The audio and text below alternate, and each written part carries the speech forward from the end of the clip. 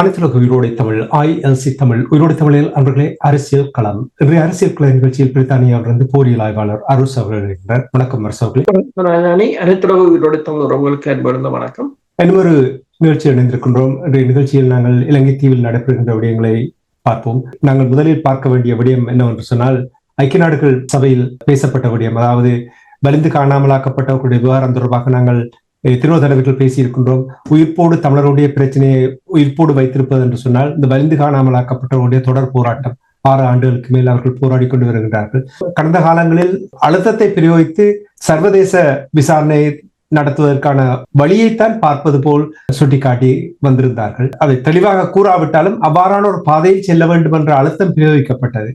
ஆனால் இப்பொழுது வருகின்ற அறிக்கையின்படி உள்ளக பொறிமுறையின் ஊடாகத்தான் வலிந்து காணாமலாக்கப்பட்டவர்களுடைய விவகாரம் கூட நடத்த போகிறார்கள் என்று கூறுகிறார்கள். இது தொடர்பாக நீங்கள் எவ்வாறு பார்க்கிறீர்கள்? சென்ற தடவை பேசியிருந்தோம், இந்த ரெசல்யூஷனை எவ்வளவு தூரத்துக்கு மல்லினப்படுத்தி இருக்கிறார்கள் என்று சொல்லி, அதில் பெருமளவானவற்றை அளித்திருக்கிறார்கள். இனப்பிரச்சனையை, இன மோதல்களை கூட மோதல்கள் என்று மாற்றி இருக்கிறார்கள். அனைத்துலக விசாரணை அதில் புறந்தள்ளப்பட்டிருக்கிறது.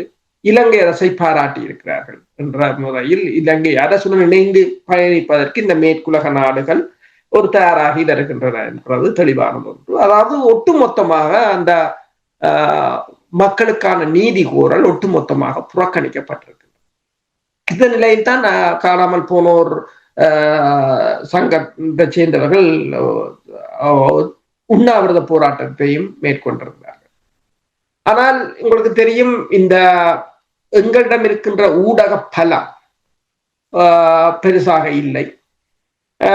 எங்களால் ஏனைய நாடுகளுடனான உறவுகள், ஏனைய சமூகங்கள் அல்லது ஊடகத்துறையினுடனான உறவுகள் எல்லாம் பலவீனமானது. எனவேதான் இந்த போராட்டங்கள் எதுவையும் அனைத்துலக மட்டத்துக்கு கொண்டு செல்லப்படவில்லை. அனைத்துலக மட்டத்தில் இயங்குபவர்களும் அவர்கள் தங்கள் பிரச்சாரத்தையும் தங்களை மார்க்கெட் பண்ணுவதிலும் தான் அவர்கள் அக்கறையாக இருப்பதால் இதை அவர்கள் ஒட்டுமொத்தமாக கைவிட்டதாகத்தான் தெரிகிறது. அது ஐக்கிய நாடுகள் சபையின் நாங்கள் ஏற்கனவே பேசிவிட்டோம். அது முடிந்து விட்டது.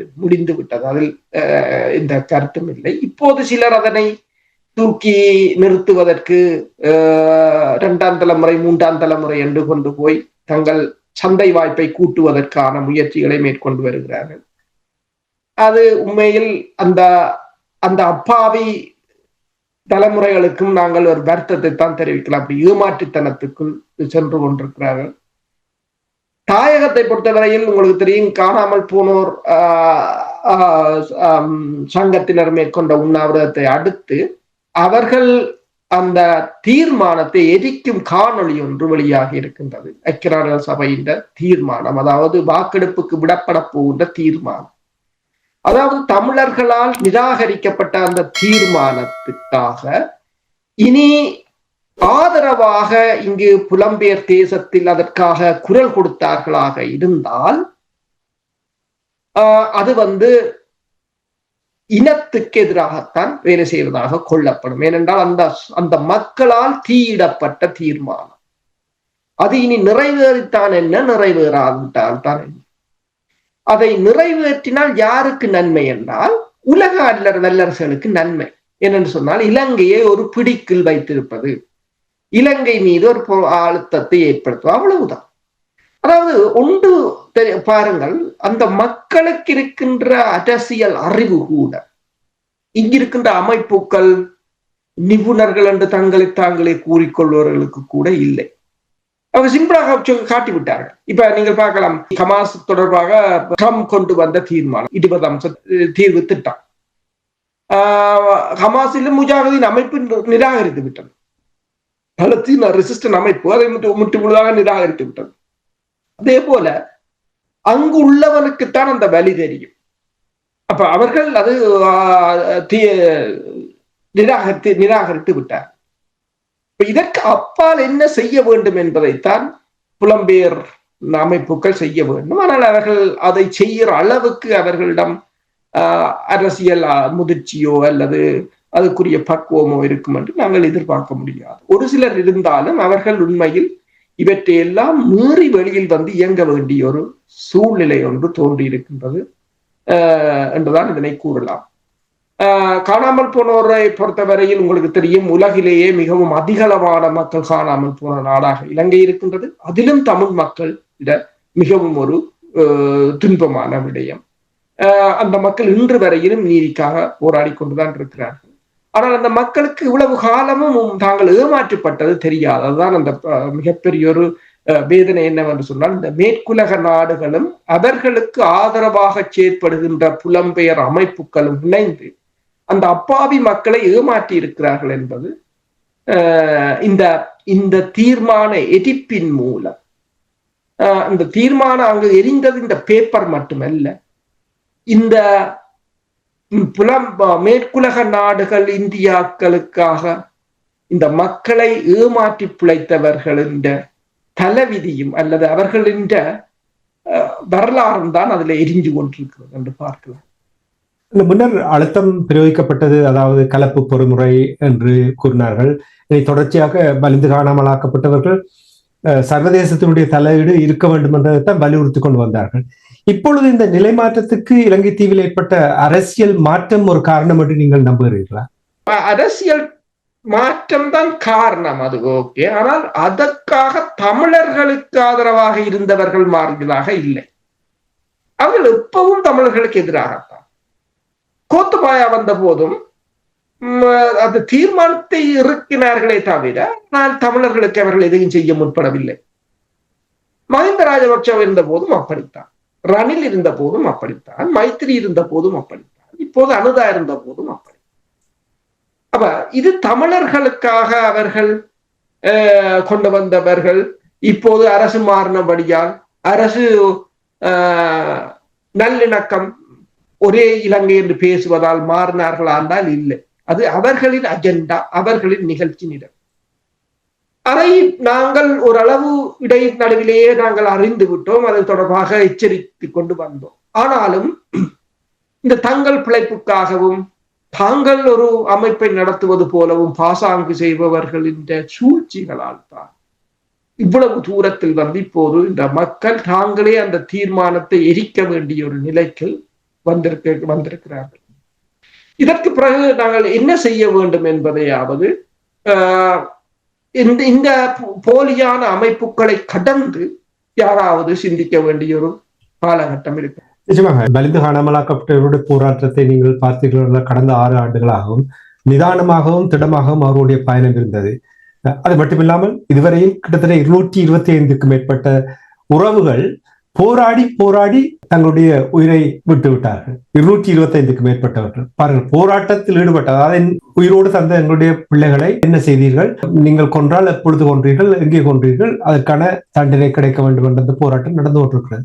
இனி அரசியலும் இங்கே தமிழர் தரப்பிலும் அரசியல் இங்கே நீங்கள் கூறுவது போல் அமைப்புகள் எவ்வாறோ அதே போல் அரசியல்வாதிகளும் கூட அந்த அமைப்பை 2ஆக பிரித்து அதுக்கும் கூட அரசியல் வந்திருந்ததையும் பார்க்கிறோம். இங்கிருந்து எவ்வாறு நகரப் போகிறார்கள்? இந்த போராட்டம் அவர்கள் கைவிடப் போவதில்லை, அது திட்டவட்டமாக அவர்கள் கூறிவிட்டார்கள். கடைசி உயிர் இருக்கும் மட்டும் தாங்கள் இந்த போராட்டத்தை தொடர்ந்து நடத்தி கொண்டேதான் இருக்க போன்றோம் என்று கூறுகிறார்கள். எங்கிருந்து நகர் போகிறார்கள்? உண்மையில் உங்களுக்கு தெரியும், வைத்தியர் மனோகரன் அவர் காலமாக இருந்தார். அதாவது இந்த திருகோணமலையில் சுட்டுக் கொல்லப்பட்ட 2006ஆம் ஆண்டு சுட்டுக் கொல்லப்பட்ட 6 மாணவர்கள் ஒருவருடைய தந்தை. அவர் தன் உயிர் இருக்கும் வரையிலும் தன் மகனுக்கு ஆக போராடியவர். எத்தனையோ பேரை சந்தித்தவர், இங்கு எத்தனையோ வழக்குகளை போட்டவர். அவருடன் ஒரு தடவை என்ன நான் கதைக்கிற சந்தர்ப்பம் கிடைச்சது. அப்ப அவர் கூறிக்கொண்டிருந்தார், தன்னை இந்த வழக்கை விடும்படி கூட எத்தனையோ தடவைகள் இலங்கை அரசிடமிருந்து நேரடியான அழுத்தங்கள் வந்தது என்று சொல்லி, சில சந்தர்ப்பங்களில் தன்னை படுகொலை செய்யக்கூட முற்பட்டார்கள். தான் வேறு இடங்களில் சாப்பிடுவது கூட இல்லை என்று கூறியிருந்தார். ஒரு தடவை வழக்குக்கு செல்லும் போது கிட்டத்தட்ட ஒரு பாரிஸ்டர் என்று சொன்னால் கிட்டத்தட்ட 1000-2000 பவுண்ட்ஸ் ஆவது முடியும் என்று சொல்லுவார் ஒரு தடவை ஒரு கன்சல்டேஷனுக்கு.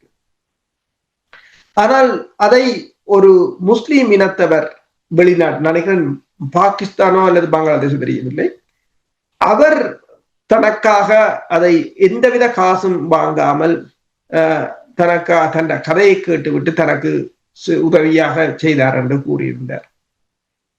ஆனால் இறுதியாக என்ன நடந்தது? இப்ப வெளிநாடுகளில் வந்தார்கள். இப்போ நான் போன தடவைகளில் கூறினேன், இப்போ நீங்கள் சொன்னீங்கள் என்று சொன்னால் நாங்கள் இலங்கை மீது இனப்படுகொலை வழக்கை போட போகிறோம் என்று சொன்னால் ஓகே, அது போடலாம், இலங்கையை அங்க கொண்டு போகலாம், இங்க கொண்டு போகலாம் என்று உடனடியாக டொனி பிளேயர் வைப் வருவார். எனக்கு ஒரு 5 லட்சம் பவுண்ட்ஸ் எழுதுங்கோ, நான் செய்கிறேன். வெள்ளைக்காரங்கள் இவங்களை பொறுத்த வரையில அவங்க செத்த சவத்திலும் காசை புடுங்கத்தான் யோசிப்பாங்க. அவங்களுக்கு ஈன இறக்கம் என்பது இப்ப உங்களுக்கு தெரியும், காசாவுக்கு தலைவரா டொனி பிளேயர் போறார் என்றால் அப்படித்தான் அந்த நிலைமை. அதை நாங்கள் உண்மையில் இந்த மக்கள் உணர்ந்து கொள்ள வேண்டும்.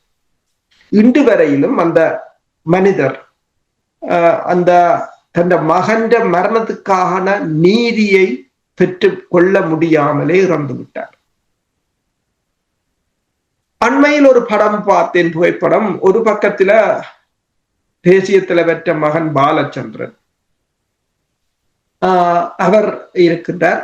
அடுத்த படம் ரோகண விஜயவீராண்ட மகன் ஒரு பல்கலைக்கழகத்தில் பட்டம் வாங்கிய படம்.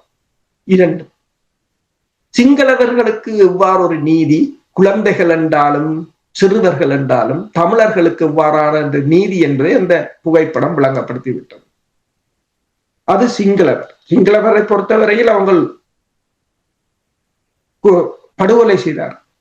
ஆனால் அதே படுகொலை செய்யப்பட்ட பாலகன்ற உடல் கிடைக்காமல் விட்டிருந்தால் இப்ப என்னவாக இருக்கும்? இப்போது ஜெர்மனிலேயோ சுவிஸிலேயோ ஒரு புதிய பாலச்சந்திரன் வந்திருப்பார். ஒரு கூட்டம் காசை கறந்து அதில் சிலவழிச்சு தங்கள் வாழ்க்கையை உல்லாசமாக வாழ்வதற்கு ஒரு வியாபாரமாக்கி இருக்கு. தேசிய தலைவர் அப்போது கூறும் போது, நான் இல்லாத போது இந்த இயக்கத்தை மொத்தமாக சில்லறையாம் பில்லுங்கள் என்று கூறிய போது நான் யோசிக்கவில்லை இவ்வளவு தூரம் விற்பாங்கள் என்று. எனக்கு அப்ப யோசிச்சது, ஆனா இவ்வளவு தூரம் கூற அம்மா தேசிய தலைவற்ற பிள்ளைய, மகளை, மனைவிய ஒவ்வொருத்தரையும் விற்பாங்கள் என்று நான் கனவுல கூட நாங்கள் இணைக்கிறோம். அது சோகம் வரலாம். இந்த இனத்துக்குள்ளால் தான் இந்த பாவப்பட்ட மக்கள், இப்ப நான் மனோகரன் கதையை கூறினேன், இது மாதிரி எத்தனையோ பிள்ளை, எத்தனையோ பேர் கண் முன்னால கூட்டிக் கொண்டு போனவர்கள், ஒப்படைக்கப்பட்டவர்கள், சுட்டுக் கொல்லப்பட்டவர்கள் என்று சொல்லி எத்தனையோ பேர் இழப்புக்கள் வரும்போதுதான் அது இந்த வழி தெரியும். எத்தனையோ பேர் இன்னும் தேடிக்கொண்டுதான் இருக்கிறார். இப்ப நீங்கள் கேட்டது கேள்வி என்னென்று சொன்னால், நான் அதுக்குத்தான் இந்த கதைகளை கூறினேன். என்னென்றால் இவர்களுக்கு என்ன நீதி, இப்ப என்ன அதுகளுக்கு அங்கு அந்த அந்த அந்த தேசத்தில் இருந்துதான் அதுகளுக்கு அதுல நின்று போராடத்தான் தெரியும்.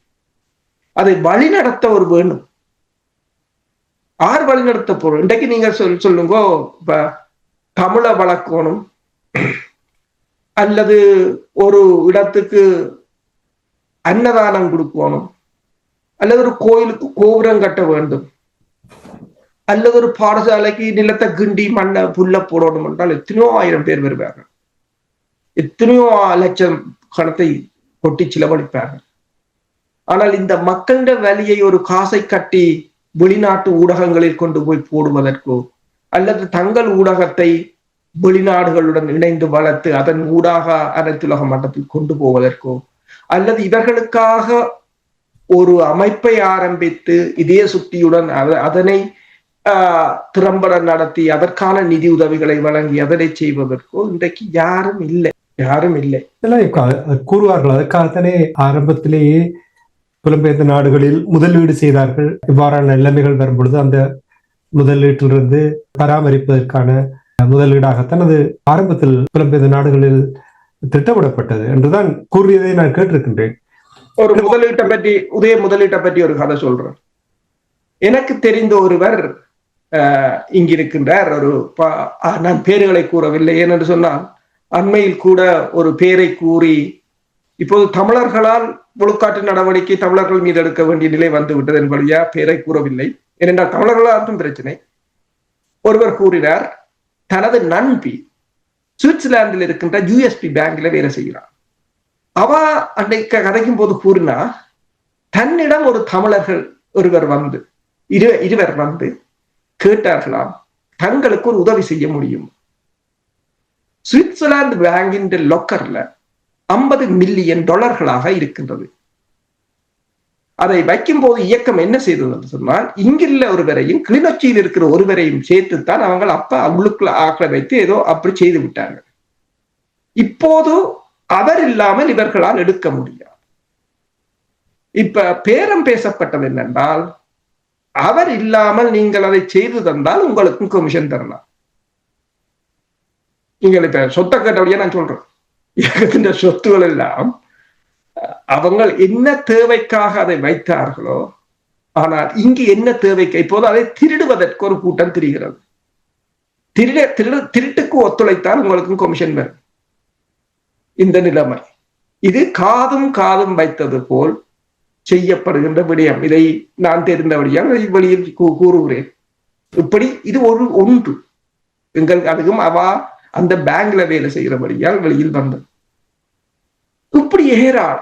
உண்மையில் இப்போ நீங்கள் பார்த்தீங்கன்னு சொன்னா, அந்த மக்களுக்காக ஒரு அமைப்பை கட்டி அமைத்து அந்த மக்களுக்காக அந்த அமைப்பினூடாக ராஜதந்திரிகளை போய் சந்தித்து அதுகளுக்கெல்லாம் செலவாகும்.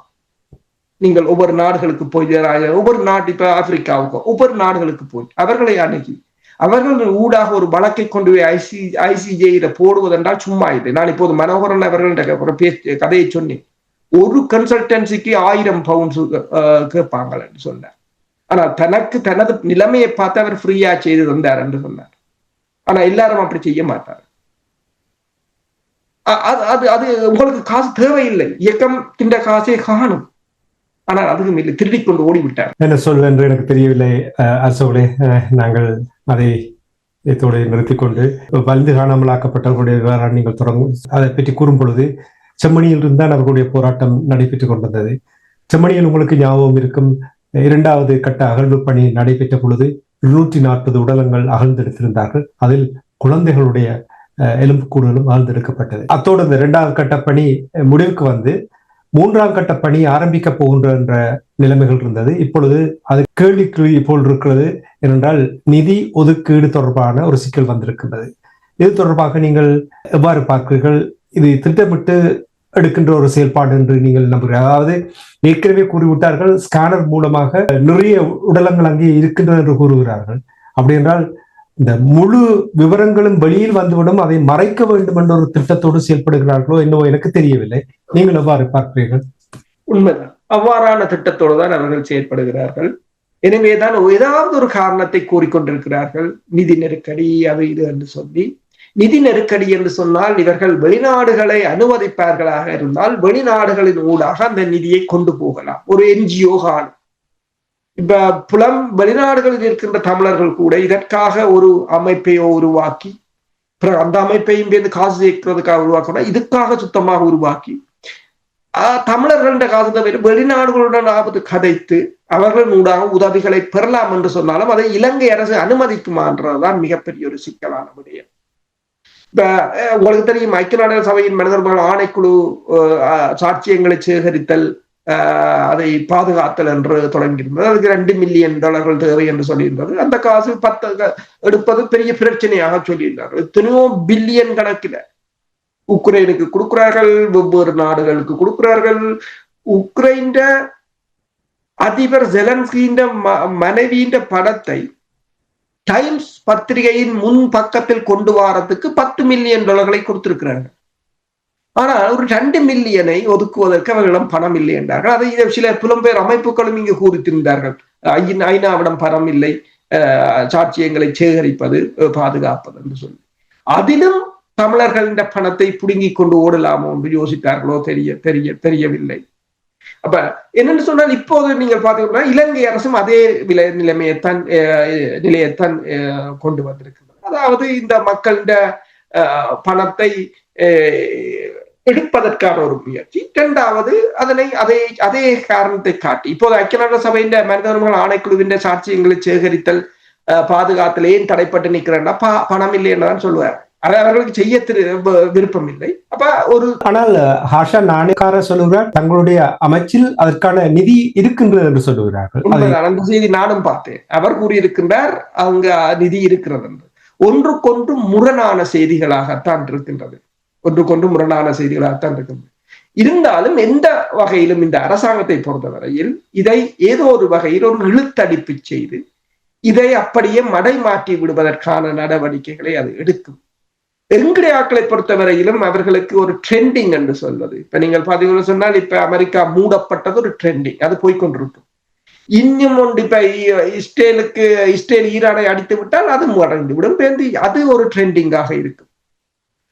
அதே சமயம் உக்ரைனுக்குள்ள ரஷ்யா அடிச்சு விட்டால் அது ட்ரெண்டிங். ஆமா, அந்த ட்ரெண்டிங் வேற இது வைக்கிறாங்களே தவிர, இது போகுதே தவிர இதனை தொடர்ச்சியாக முன்னெடுக்க வேண்டும், இதற்கான வலுவான அடித்தளம் போட வேண்டும், இதற்காக என்னென்ன செய்ய வேண்டும், யார் யாரை அணுக வேண்டும், எவ்வாறு இதனை கொண்டு செல்ல வேண்டும், அல்லும் பகலும் அதனை சிந்திப்பதற்கு யாரும் இல்லை. இதே நேரத்தில் மன்னார் காற்றாலை மின்சார உற்பத்தி தொடர்பாக அதுவும் இன்னும் ஒரு சர்ச்சையை ஏற்படுத்தி இருக்கின்றது. அந்த மாவட்டத்தினுடைய மக்கள் தொடர் போராட்டத்தை நடத்தி கொண்டிருக்கிறார்கள். நான் 62 நாட்களாக இந்த போராட்டத்தை நடத்தி கொண்டிருக்கிறார்கள். அரசு உண்மை நிலைமையை வெளிப்படுத்துவதில்லை, தங்களுடைய போராட்டத்தை ஏற்று நிறுத்த மறுக்கின்ற என்ற தொடர்ச்சியாக போராடி கொண்டிருக்கிறார்கள். இனி அங்கே காவல்துறை போராடியவர்களின் மீது தாக்குதல் நடத்திய செய்திகளையும் கூட நாங்கள் பார்த்திருக்கின்றோம். இது தொடர்பாக உண்மைதான். என்னென்று சொன்னால் அபிவிருத்தி என்பது முக்கியமானது ஒன்று. ஆனால் அது ஏன் நடைமுறைப்படுத்த முடியாது போகிறது தாயகத்தில் என்று சொன்னால், அந்த மக்களை புறக்கணித்து விட்டு செய்வதா. நீங்கள் அந்த மக்களுடன் இணைந்து செய்வீங்களாக இருந்தால் எந்த அபிவிருத்தியையும் கொண்டு செல்லலாம். அந்த மக்களுடன் இணைந்து செய்வது என்று சொன்னால் அந்த மக்களுக்குரிய அதிகாரம் வேண்டும். அந்த மன்னாருக்குரிய அதிகாரம், வடமாகாணத்துக்குரிய அதிகாரம், அல்லது மாகாண சபையோ மாவட்ட சபையோ அதுகளுக்குரிய காணி அதிகாரமாக இருக்கலாம், நிதி முகாமைத்துவமாக இருக்கலாம், இதனை பகிர்ந்தளித்து விட்டார். இப்ப இலங்கையில் இந்த சிக்கல்களுக்கு பிரச்சனை இருக்க போவதில்லை. ஏனென்று சொன்னால் அந்தந்த மாகாணம் அதற்குரிய துறைசார் நிபுணர்களை உருவாக்கி அதற்குரிய தங்களுக்குரிய காணிகளை பகுப்பாய்வு செய்து தங்களுக்குரிய நிதி வளத்தை ஆய்வு செய்து அதனை மேற்கொள்ள முடியும். இது அந்த பிரதேசம் தமிழர்களுக்கு சொந்தமானது. அதை அபிவிருத்தியை பற்றி பேசுவது யார் என்று சொன்னால் தென்னிலங்கையில் இருக்கின்ற சிங்களவர்களும் இந்தியர்கள் அல்லது சீனர்கள் அல்லது அமெரிக்கர்கள் அல்லது பிரித்தானியர்கள் தான் அதை பேசுகிறார்கள். அந்த மக்களுக்கு எந்த ஒரு வேல்யூவும் இல்லை. அந்த இடத்தில் அவர்களுக்கு எந்த ஒரு வேல்யூவும் இல்லை. அதாவது ஒரு அடிமைகள் போல, நாங்கள் இருக்கின்றா இருக்கணும், எழும்பண்டா எழும்போனும், நாங்கள் காத்தாடியை நடுவோம் அதையும் நடுவோம் என்ற ஒரு நிலையாகத்தான் இருக்கின்றது. இதற்கு காரணமும் நாங்கள் படிப்படியாகவாவது எங்களுக்கு கிடைக்கின்ற அதிகாரத்தை ஏதோ ஒரு வகையில் எங்களுக்கு ஒவ்வொரு சந்தர்ப்பம் கிடைக்கும் போது அதனை கெட்டியாக பிடித்து அதனை பற்றி கொண்டு அடுத்ததுக்கு போயிருக்க வேண்டும். இல்லை, நாங்கள் எதையும் ஏற்றுக்கொள்வதில்லை, எல்லாவற்றையும் நிராகரித்து விடுவோம். விடுதலை புலிகள் இருந்த காலத்தில் வேறு என்றால் அவர்களிடம் பலம் இருந்தது, அவர்களிடம் நிழல் அரசு இருந்தது. அப்ப அவர்கள் நிராகரிப்பதில் எந்தவித மாற்று கருத்தும் இல்லை. அவர்களுடைய நிராகரிப்பதை நாங்கள் தவறு என்று சொல்ல முடியாது. ஆனால் உங்களிடம் என்ன இருக்கின்றது? நிராகரிக்கிறீர்கள். நிராகரிக்கிற போது மாற்று திட்டம் இருக்கா உங்கள்கிட்ட? சரி, நிராகரிச்சேன்றால் ஓகே, இதை நிராகரிச்சேன். இவங்க நிராகரிக்க நான் என்ன யோசிக்கிறது? நிராகரிச்சுட்டாங்க, இன்னொரு பெரிய ஒன்று இதை கொண்டு போறாங்க, வேற நாடுகளோட எல்லாம் சேர்ந்து அவங்கள்ட்ட ஒன்றும் இல்லை. அது சும்மா அரசியலுக்காக நிராகரிப்பது. அண்மையில் கூட நான் உங்களுக்கு நாங்கள் இதில் பேசியிருந்தோம், இந்தியாவில் சென்று RSS என்ற தலைவரை கஜேந்திரகுமார் பொன்னம்பலமும் ஸ்ரீதரனும் சந்தித்தது. அப்போது நீங்கள் கூட ஆச்சரியமாக கேட்டிருந்தீர்கள், என்னென்று எதிரும் புதிருமா? இல்லை, அரசியலில் தான் எதிரும் புதிரும், வியாபாரத்தில் ஒன்று. அதே போலதான் இந்த தமிழர்களுக்கான அதிகாரத்தை கிடைக்க விடாமல் தடுத்ததில் இலங்கை அரசு இந்திய அரசுக்கு அப்பால் ஒரு சில தமிழ் கட்சிகளும் அமைப்புகளும் மிக முக்கிய பங்கு வகித்தவர்களாகத்தான் இருந்தார். இதுதான் எந்த ஒரு அபிவிருத்தியும் அங்கு நடைபெற முடியாது போவதற்குரிய காரணமும் அதாகத்தான் இருக்கும். நேற்று கூட நேரடி நிகழ்ச்சியில் உரையாடும் பொழுது நேர்கள் அந்த கருத்துக்களை கூறும் பொழுது கூறினார்கள், அங்கிருக்கின்ற எளியவர்களுக்கு தமிழ் இனம், மொழி, தமிழர்கள் தங்களுடைய மண், அந்த இறமை இவற்றை பாதுகாக்க வேண்டும் என்ற அந்த எந்த ஒரு கரிசனையும் இல்லாத ஒரு உணர்வை அவர்கள் தந்தார்கள் என்று சமீபத்தில் சென்று வந்தவர்கள் கூறினார்கள் நேற்றைய நிகழ்ச்சியில். இதை கேட்கும் பொழுது நீங்கள் அடிக்கடி அனுரகுமார் திசாநாயக்கா அவருடைய விடயங்களை கூறும் பொழுது ஆபத்தான நிலையில் கொண்டே முடிக்கப் போகிறதோ இல்லையோ என்று சிந்திக்க தோன்றுகிறது அடிக்கடி. அதை நாங்கள் இந்த நேரத்தில் நினைவுபடுத்திக் கொண்டு நிச்சயமாக ஒரு சரியான என்னை பொறுத்த மட்டும் நான் கேட்பது ஒன்று, இந்த மன்னார் காற்றாலை திட்டம் தொடர்பாக சாதக feasibility ஸ்டடி என்று சொல்வார்கள், அதை அந்த அறிக்கையை அரசாங்கம் வெளிப்படுத்த முடியாமல் இருக்கின்றது என்பதுதான் என்னுடைய கேள்வி. அதை வெளிப்படுத்தி, உண்மையான அறிக்கையை வெளிப்படுத்தி, அதில் சாதகமான பாதகமான விடயங்களை காட்டி அதை கேட்டால் நான் நினைக்கிறேன் உங்களுடைய மக்கள் அதில் எந்த ஒரு பிரச்சனையும் இல்லை என்றால் தடுக்க மாட்டார்கள் என்றால் அபிவிருத்தி. ஆனால் இவர்கள் மறைப்பதால் தான் மக்களுக்கு நிச்சயமாக தெரியும் இதனால் சூழல் பாதிக்கப்பட போன்ற என்பதை. இதேதான் பிரச்சனை. ஏனென்றால் தமிழர் தரப்பிலும் சரியாக அதை கையாளுவதற்கான எந்த ஒரு வழிகாட்டிகளும் இல்லாத ஒரு நிலைமை இருப்பது.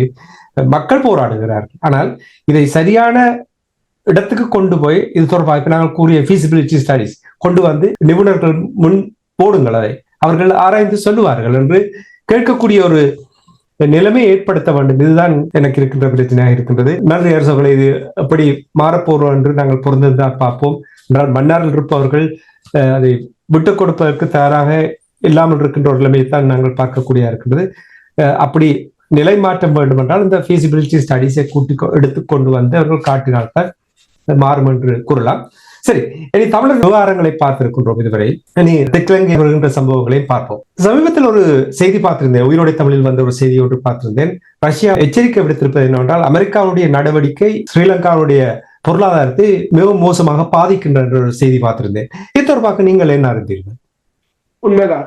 என்னென்று சொன்னால் அமெரிக்காவின் தடை ரஷ்யாவுக்கும் இலங்கைக்கும் இடையிலான வர்த்தக உறவுகளை பாதிப்பதாக கூறியிருக்கிறார். இலங்கைக்கும் ரஷ்யாவுக்கும் இடையிலானது மட்டுமல்லாது இலங்கைக்கும் சீனாவுக்கும் இடையிலானது, இலங்கைக்கும் ஈரானுக்கும் இடையிலான வர்த்தக உடன்பாடுகளை கூட அது பாதிக்கின்றது. எனவேதான் இலங்கை தற்போது பொருளாதாரத்தால் மேலும் வளர்ச்சி அடைய முடியாத ஒரு நிலையில் இருக்கின்றது. IMF கூட இப்போது இலங்கைக்கு சொல்லி இருக்கின்றது, நீங்கள் கடன் மறுசீரமைப்பால் மட்டும் நாட்டை எழுப்பிவிட முடியாது, மீண்டு விட முடியாது. நீங்கள் வரிகளை சுமத்தி மேலதிகமாக இந்த அதாவது செலவுகளை கட்டுப்படுத்த வேண்டும் என்று சொன்னால் அது தற்போதைய அரசுக்கு மிக மிக ஒரு ஆபத்தான ஒரு விடயமாகத்தான் பார்க்கப்படுகின்றது. இப்ப ரஷ்யாவின் தூதுவரின் கருத்தின் அடிப்படையில் நீங்கள் பார்த்தீங்கன்னு சொன்னால் இலங்கை ஒரு மிகப்பெரிய ஒரு இக்கட்டான சிக்கலுக்குள் மாட்டி இருக்கின்றது இந்த பூகோள அரசியல் நெருக்கடியில். இதற்கு ஏதுவாகத்தான் இந்த முந்தி பொதுமக்கள் பாதுகாப்பு அமைச்சராக இருந்தவர், நினைக்கிறேன் விஜயசேகரா, நினைக்கிறேன் பேர் அவர் கூறியிருக்கின்றார், அதாவது இலங்கை இந்தியாவுடன் மேற்கொண்ட பாதுகாப்பு உடன்பாட்டினால் இலங்கைக்கு புலனாய்வு தகவல்களை வழங்குவதில் பாகிஸ்தானும் சீனாவும் நிறுத்திவிட்டன என்று கூறியிருக்கின்றார். அதனால் இலங்கையின் பாதுகாப்பு மிகவும் அச்சுறுத்தலுக்குள்ளானதாக இருப்பதாக கூறியிருக்கின்றார். இது அடுத்த ஒரு செய்தியாக இருக்கின்றது. அடுத்ததாக நாங்கள் போன தடவையும் கதைத்திருந்தோம், ஐக்கிய நாடுகள் சபையில் மனிதர்கள் ஐக்கிய நாடுகள் சபையின் பொதுச்சபையில் பேசிய அன்றுகுமார் திசாநாயக்கா இஸ்ரேல் அதாவது பாலஸ்தீனத்தின் இரு தேசங்களை ஆதரிப்பதாக கூறி அது அந்த இனப்படுகொலை தொடர்பாக பேசினாலும் இஸ்ரேலிய பிரதமர் பேசும்போது அங்கு பெருமளவான பிரதிநிதிகள் எழுந்து சென்றாலும் இலங்கை பிரதிநிதி ஒரு ஓரமாக ஒளித்திருந்ததை கேமராக்கள் மூலம் பார்த்த சம்பவத்தையும் கூறியிருக்கிறார். இதற்கு பிறகு கொழும்பிலிருந்து வெளிவந்த மிக முக்கிய ஆங்கில ஊடகத்தின் பத்தியாளர் ஒன்றை எழுதியிருந்தார், இலங்கை அரசு தலைவரின் உரையை இனிமேல் யாராவது ப்ரொஃபஷனலை கொண்டு எழுத வேண்டும் என்று கூறியிருந்தார். அதுதான் தலையங்கம். ஏனென்று சொன்னால் அவற்றை உரைக்கும் அவற்றை நடவடிக்கைக்கும் எந்த சம்பந்தமும் இல்லை.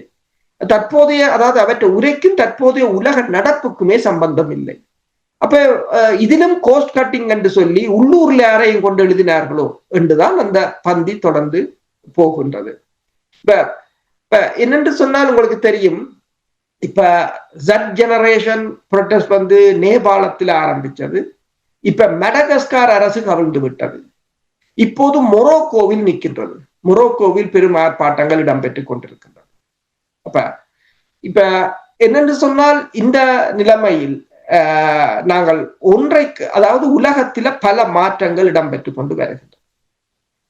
இப்ப என்னென்று சொன்னால் ஒன்றை பார்க்கலாம். இப்ப காணாமல் போன ஒரு அலுவலகம், இதை நாங்கள் அதில் தவற விட்டு விட்டோம். காணாமல் போனோர் அமைப்பினர் ஒரு கருத்தை முன்வைத்திருக்கிறார்கள். தமிழர்களுக்கான வாக்கெடுப்பை அனைத்துலக மட்டத்தில் நடத்த வேண்டும் என்று சொல்லி, அது நடக்குமா நடக்காதா என்ற ஒரு சின்ன ஒரு உதாரணத்தை நாங்கள் இங்கு சொல்லிவிட்டாங்க போவோம். அண்மையில் மோல்டோவாவை பற்றி நாங்கள் பேசியிருந்தோம்.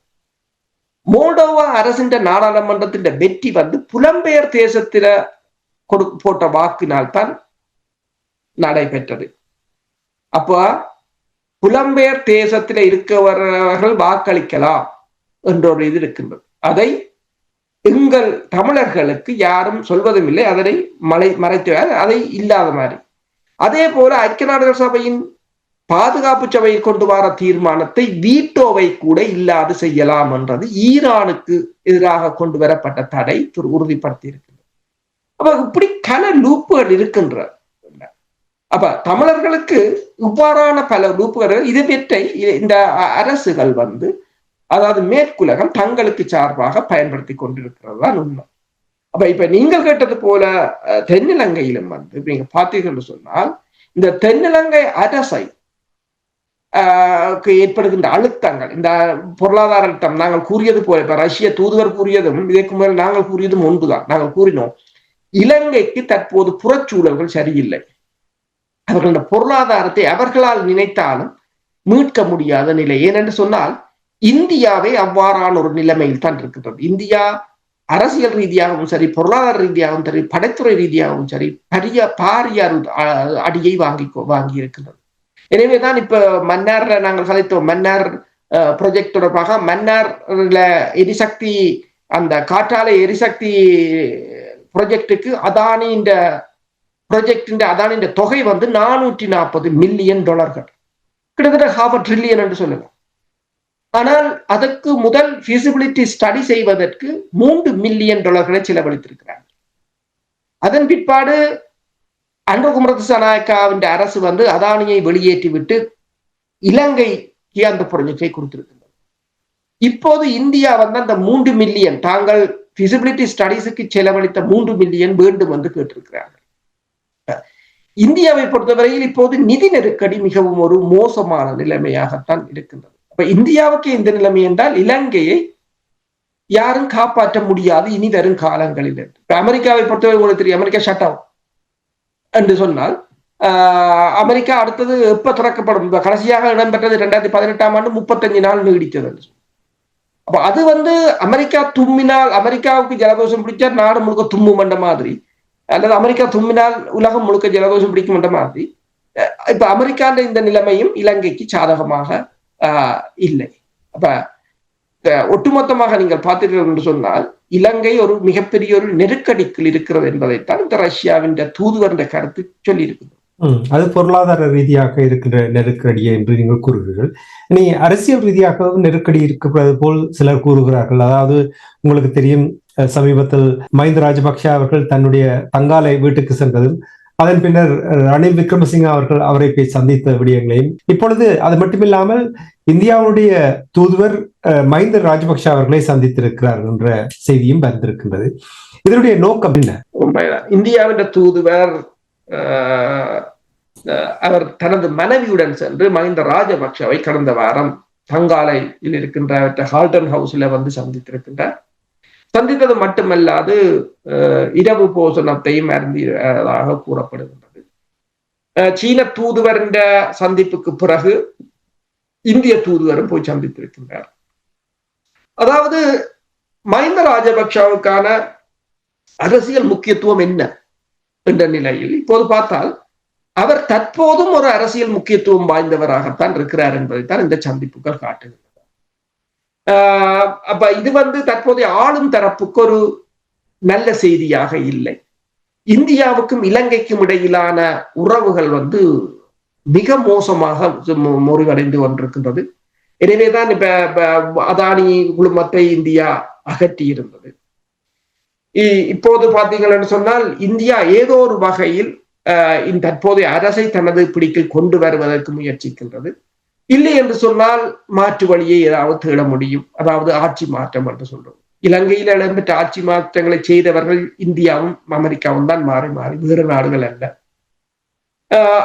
அது செய்ய முடியுமா முடியாதா என்பதை நாங்கள் இதுல தீர்மானிக்க முடியாது. நீங்கள் பாருங்கள், நேபாளத்தில் என்ன நடந்தது, இன்றைக்கு மடகஸ்கார் அரசு கவிழ்ந்து விட்டது.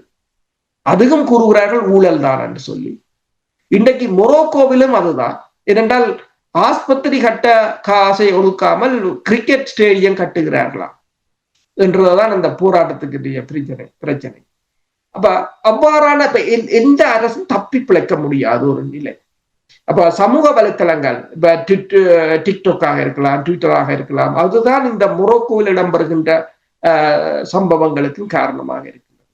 அப்ப இலங்கையில் ஒரு 1,00,000 பேரை திரட்டி இந்த எதிர்கட்சிகளால் ஒரு போராட்டத்தை ஆரம்பித்தால் அதை தடுக்க முடியுமா என்றால் பிரச்சனை தான். என்னென்று சொன்னால், நீங்கள் தடுக்கும் போது அது 20 பேர் செத்தாலும் அதே ஒரு பெரிய பிரச்சனையாக வந்துடும். இப்ப மொரோக்கோவில் தான் நடந்தது, போராட்டம் நடந்தது, அவங்களை சுட்டதெல்லாம் கிட்டத்தட்ட 5 பேர் செத்து இறந்துட்டார்கள், பெருமளவானவர் காயம். அவர்கள் இராணுவ முகாமுக்குள் பூந்து ஆயுதங்களை தூக்க முற்பட்டதாக கூறுகிறார்கள். எது எப்படியோ இறந்த பிற்பாடு அந்த போராட்டம் மிகப்பெரிய ஒரு வன்முறையாக மாறும். அதற்கு பிறகு மிக கடினம் அதை கட்டுப்படுத்துவது. அது வரையிலும் தான் நீங்கள் தப்பி பிழைக்க முடியும். அப்ப தற்போதைய சூழ்நிலையில் எங்கேயும் ஒரு போராட்டத்தை ஏற்படுத்தக்கூடிய ஒரு நிலைதான் இருக்கின்றது.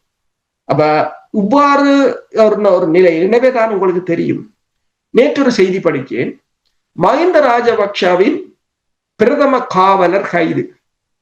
என்னத்துக்கு கண்டு பார்த்தா ஏதோ நிதி மோசடி. நிதி மோசடி செய்த மஹிந்தாவை நீங்கள் கைது செய்ய முடியல. இப்ப கைது செய்யறது யாருன்னா மஹிந்தாண்ட வீட்டு வேலைக்காரர், மஹிந்தாக்கு காவல் நிற்கிறவர், அல்லது மஹிந்தாண்ட காவல்துறை. அப்படி என்ன கை வைக்க முடியாத ஒரு நிலையில் இந்த அரசு இருக்கிறதுக்கு காரணமும் அரசியல் என்றால் இந்த மாற்றங்கள் தொடர்ந்து நடந்து கொண்டேதான் இருக்க போகின்றது, நிலையாக இருப்பதில்லை, மாறி மாறிக்கொண்டே இருக்க போன்றது. பொறுத்திருந்து பார்ப்போம் எவ்வாறு இந்த அரசியல் நிலைமைகள் மாறுகின்ற விடயங்களை, பொருளாதார நிலைமைகள் எவ்வாறு மாறுகின்றது, தமிழர் தரப்பு தொடர்பாக எவ்வாறு கையாளுகிறார்கள் விடயங்களை. அதாவது நாங்கள் அடிக்கடி கூறியது போல் அனுரகுமார் திசாநாயக்கா அவர்கள் அரசியல் தீர்வு தொடர்பாக சரியாக கையாள்வாராக இருந்தால் நிச்சயமாக நிறைய மாற்றங்களை பார்க்கக்கூடிய ஒரு பாசிட்டிவான நேர்மறையான மாற்றங்களை பார்க்கக்கூடிய இருக்கும். ஆனால் அந்த அரசியல் தீர்வு தொடர்பாக அந்த நிலைமைகள் மாற்றம் வரும் வரை இந்த நிலைமை தொடர்ந்து கொண்டேதான் இருக்க போகிறது. நன்றி அரசுகளை இன்றைய நிகழ்ச்சியில் இணைந்து இலங்கை தீவில் உள்ள நிலைமைகள், தமிழர் தாயகத்தில் உள்ள நிலைமைகளையும் உயிரோடை தமிழ் உறவுகளோடு பகிர்ந்து கொண்டமைக்காக உயிரோடை தமிழ் நண்பர்கள் சார்பாக நன்றியை குறிக்கொண்டு மீண்டும் ஒரு நிகழ்ச்சி இணைந்திருப்போம். அதுவரைக்கு நன்றி, வணக்கம். நன்றி.